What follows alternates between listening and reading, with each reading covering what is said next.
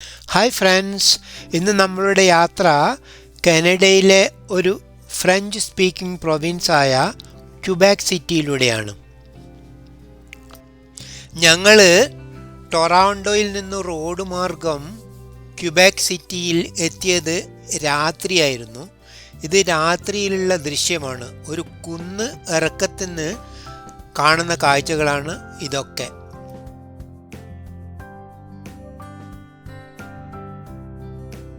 അടുത്ത ദിവസം രാവിലെ ഞങ്ങൾ സിറ്റിയൊക്കെ ഒന്ന് കാണാനും കൂടി ഇറങ്ങിയതാണിപ്പോൾ. ഇന്ത്യയിലെ പല നഗരങ്ങളിലെയും പോലെ ഇവിടെയും റോഡുകളൊക്കെ വീതി കുറഞ്ഞതാണ്.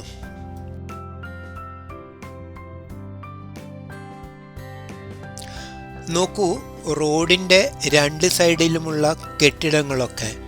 ഇതൊക്കെ വളരെ പുരാതന കാലത്ത് നിർമ്മിച്ചതാണ്.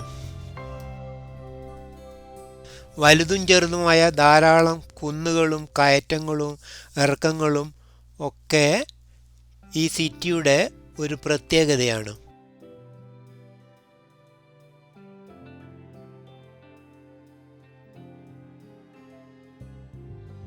ഇവിടെ നമ്മളെ നാട്ടിലെ പോലെ തന്നെ റോഡ് സൈഡിലൊക്കെയാണ് കാറുകളൊക്കെ പാർക്ക് ചെയ്തിരിക്കുന്നത്.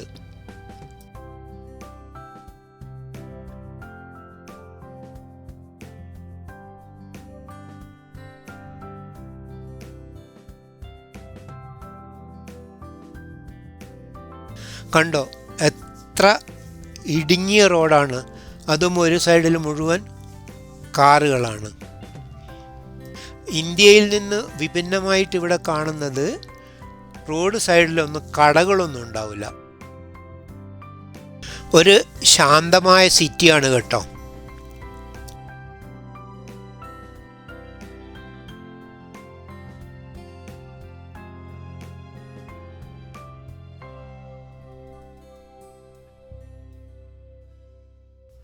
റോഡുകളിലും കാൽനടപ്പാതകളിലും പൊട്ടലും പോറലും ഒക്കെ ഉണ്ടെങ്കിലും വളരെ വൃത്തിയുള്ളതാണ്.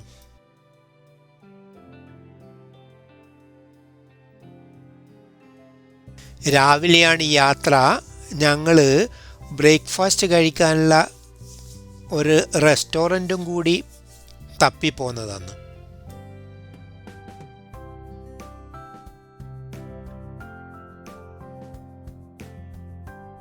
ഇന്ന് ഈസ്റ്ററിൻ്റെ ലീവും കൂടി ആയതിനാൽ തിരക്കൊക്കെ കുറവാണ്.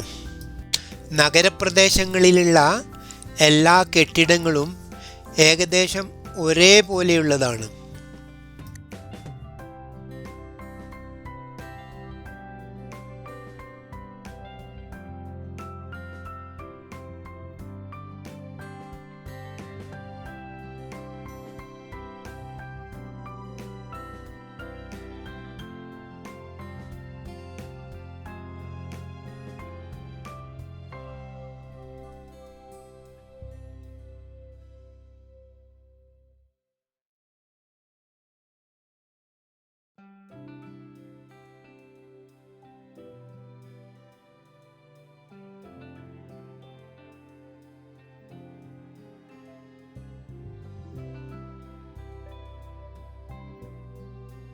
ഇവിടെ എല്ലായിടത്തും ഫ്രഞ്ച് ലാംഗ്വേജിലായിരിക്കും ബോർഡുകളിലൊക്കെ എഴുതി വച്ചിരിക്കുന്നത്.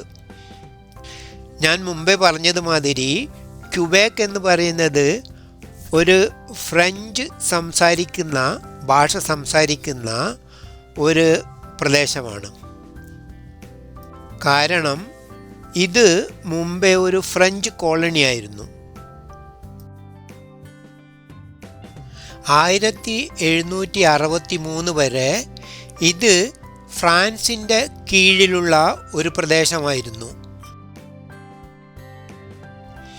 1756 മുതൽ 1763 വരെയുള്ള 7 വർഷക്കാലത്തെ നീണ്ട ബ്രിട്ടീഷ് ഫ്രാൻസ് യുദ്ധത്തിന് ശേഷം ബ്രിട്ടീഷുകാർ ജയിച്ച് അവർ ഈ പ്രദേശമൊക്കെ അവരുടെ കീഴിലാക്കി.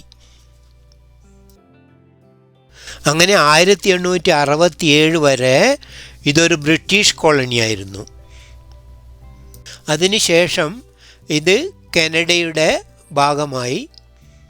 അങ്ങനെ ഞങ്ങളുടെ യാത്ര ഹൈവേ വഴി വീണ്ടും തുടരുന്നു. അപ്പോൾ പെട്ടെന്ന് തന്നെ ഒരു പുതിയ വീഡിയോയുമായിട്ട് നമുക്ക് വീണ്ടും കാണാം. Bye bye.